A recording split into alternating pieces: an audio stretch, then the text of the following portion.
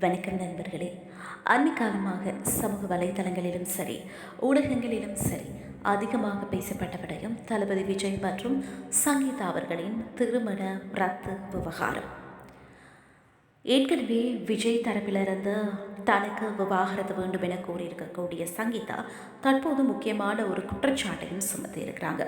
அது என்னன்னு பார்த்தா, தான் சென்னையில் வசிக்கிறதுக்கு தனியாக ஒரு வீடு இல்லை என்றதாலும் தன்னை வீட்டுக்குள்ளேயே விஜய் அனுமதிக்க மறுக்கிறார் அப்படின்னு சொல்லிட்டு ஒரு பகிரங்க குற்றச்சாட்டை சங்கீதா முன் வச்சிருக்கிறாங்க. ஏற்கனவே விவாகரத்து வழக்கில் விஜய் குறித்த பல்வேறு அதிர்ச்சிகரமான தகவல்களை தெரிவித்த இந்த நிலையில் சங்கீதா இப்படி ஒரு புதிய குற்றச்சாட்டை முன் வச்சிருக்கிறது மறுபடியுமே களத்தில் பரபரப்பை ஏற்படுத்தி இருக்கு.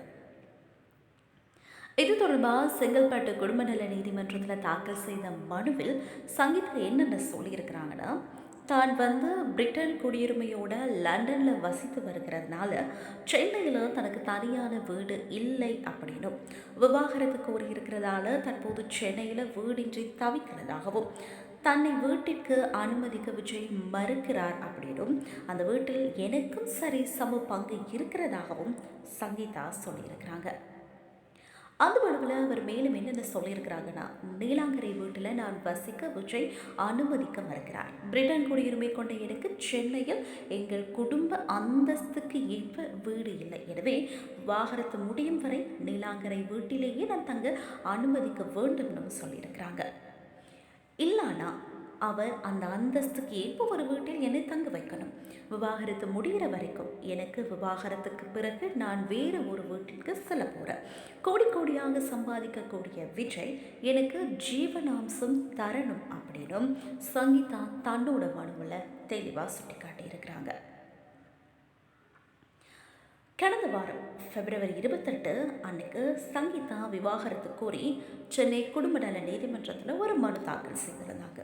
அந்த மனுவில் விஜயுடன் தனக்கு 1999ஆம் ஆண்டு திருமணம் நடந்ததாகவும், ஆரம்பத்தில் எங்கள் திருமண வாழ்க்கை மகிழ்ச்சியாக இருந்ததாகவும் சொல்லியிருக்கிற சங்கீதா, அதுக்கு பிறகு அவருக்கும் ஒரு நடிகைக்கும் திருமணத்தை மீறிய உறவு இருப்பது 2021ஆம் ஆண்டு அறிந்ததாகவும், இது குறித்து அவரிடம் கேட்கும் போது அவர் அந்த நடிகையை விட்டுவிடுவதாக தெரிவித்ததாகவும் கூட சங்கீதா சொல்லியிருக்கிறாங்க.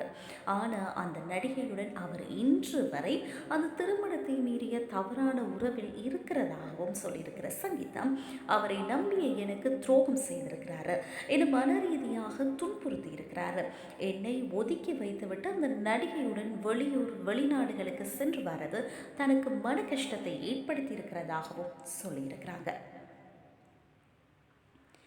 அப்படி அவர் செல்லும் போது எடுக்கப்பட்ட புகைப்படங்களை அந்த நடிகை சமூக வலைதள பக்கத்தில் வெளியிடுறாங்க.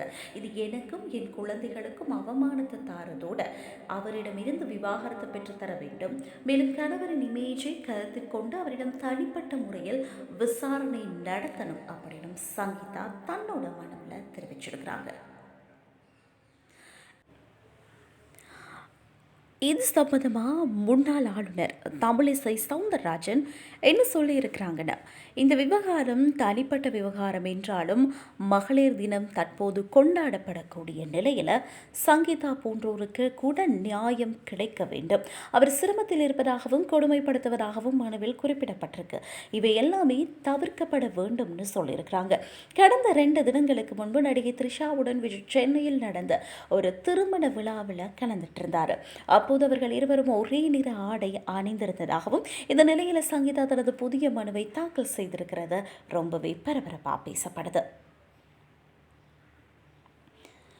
இன்னைக்கு மகளிர் தினம் கொண்டாடப்படுது. இந்த நிலையில் இன்றைய தினம் தாவிக சார்பில் மகளிர் தினம் கொண்டாடப்படும் நிலையில் விஜய் மீது சங்கீதா இப்படி ஒரு புகாரை அளிச்சிருக்கிறது அரசியல் ரீதியாகவும் கூட விஜய்க்கு பின்னடைவை ஏற்படுத்தலாம்னு தான் பொது வழியில் அதிகமாக பேசப்படுது.